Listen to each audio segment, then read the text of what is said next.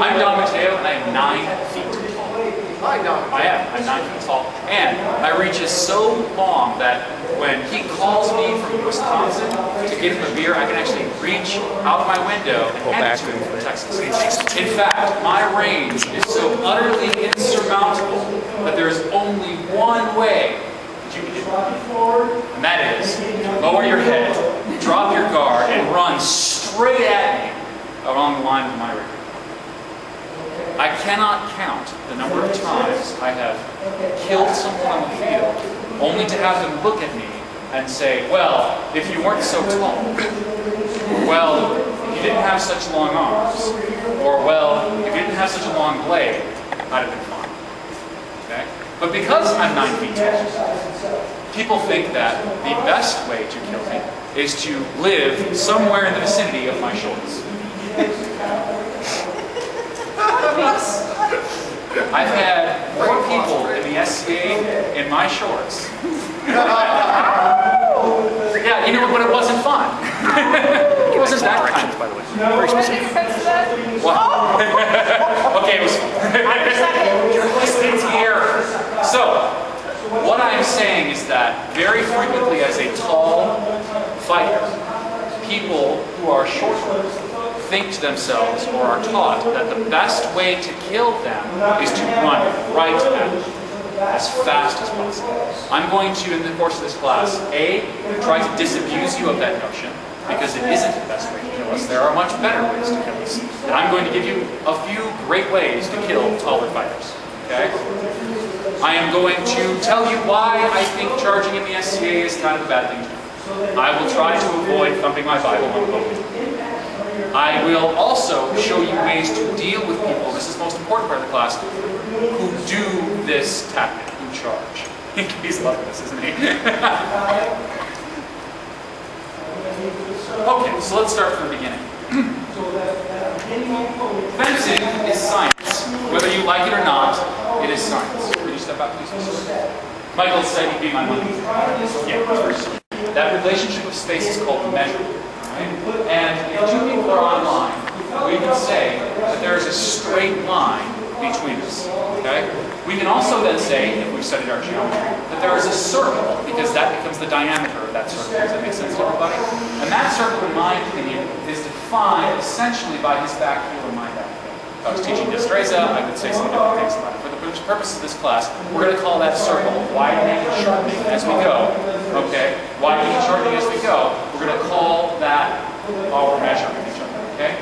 So, currently we are out of measurement, which means that neither he nor I can strike each other with a lunge, even though I'm 9 feet tall and can hand him a beer in Wisconsin or Texas.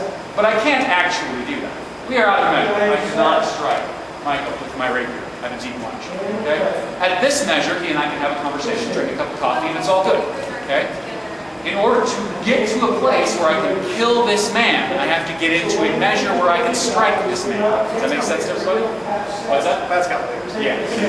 All right, on guard. This is the hard part. He doesn't want me to do this. Now, the fastest distance between 2 points is a straight line. Would everybody agree with that? And as I get further away from my opponent, the amount of time it takes me to get from one point to the next increases. Would everybody agree with that?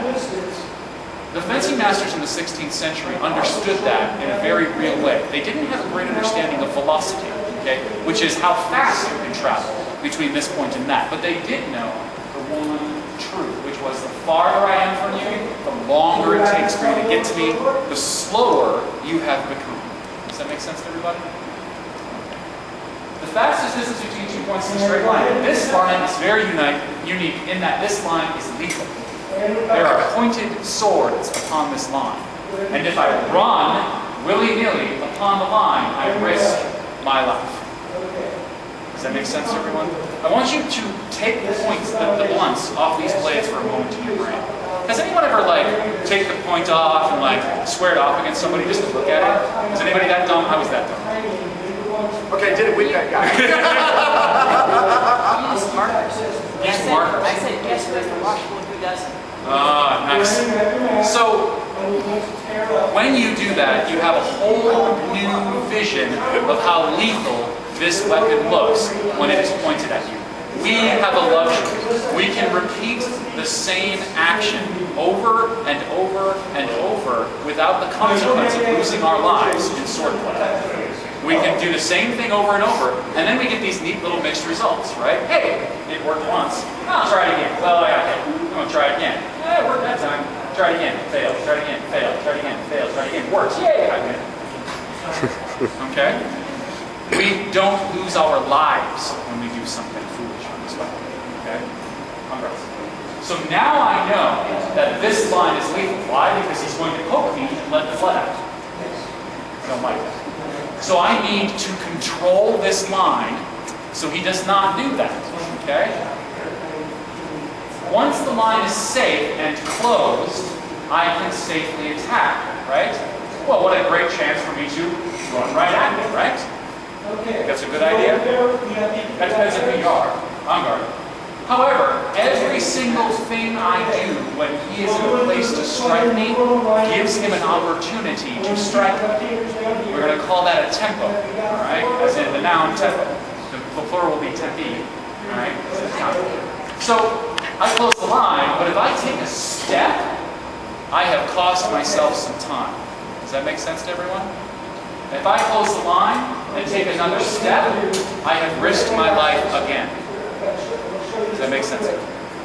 Every time I take a step in measure where my opponent can strike me, I lose time. I give him an opportunity to kill me. I don't want this. Okay? So everything I do in measure has to first focus on keeping this line closed. Does that make sense, everybody? All right. I haven't won yet. I still have to hit him. This is how the lunge develops. Okay? If I step, he stabs me. I don't want that. So I extend and make another choice. Has he responded? He hasn't responded. Now I'm as safe as I possibly can be, and at the very last minute, I strike. I don't bring my body into harm's way until the very last second. What you just saw is how the lunge developed. Okay? Before the latest part of our period, you fought frequently on the pass. You'd be in a lower guard, and we would be cutting a lot more often. And you would often fight in a passing sort of manner. Does this make sense to everyone? That was less linear. Okay? As the rapier developed, and as the style developed, and as people focused and learned the science, it became a much narrower game. Okay? And so we have this line, if I go on a pass and I step into measure, I risk my life, right? I don't want to risk my life until the very last second. And so I do everything in my power to preserve it until I can safely strike it. Okay? I'm going to repeat that several times to get more into that. All right, so now we have measure, right? We have this lethal line. We know how to close this line, right? This is all good. This is good fencing right here. The trouble is, because he's shorter than me and has a shorter weapon, he comes into my measure before I come into his. Does that make sense? So he comes into a place where I can strike him before I go into a place where he can strike me. And that is the only advantage that height and length of blade gives you. It is not so much an advantage that is insurmountable, it is just an advantage of time.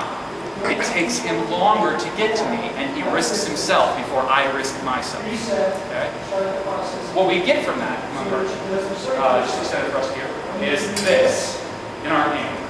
I want you to imagine if these points were not there. Okay? If these points were not there and he was coming forward, all right, and I was coming forward, you know what's going to happen? We're going to walk these points through each other. Does that make sense? A lot of tall fighters will not close the line and hit because all we have to do is touch. But realistically speaking, this person would continue and I would die as well. I don't know about you, but if I was fighting for my life, I probably don't want to die. Okay? So let's avoid the death thing. Remember?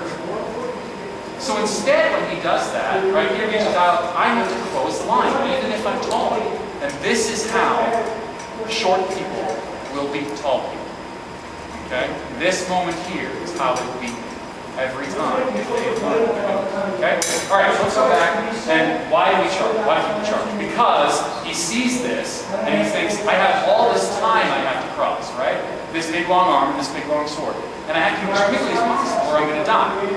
That's true. He does have to get inside this very quickly or he will die.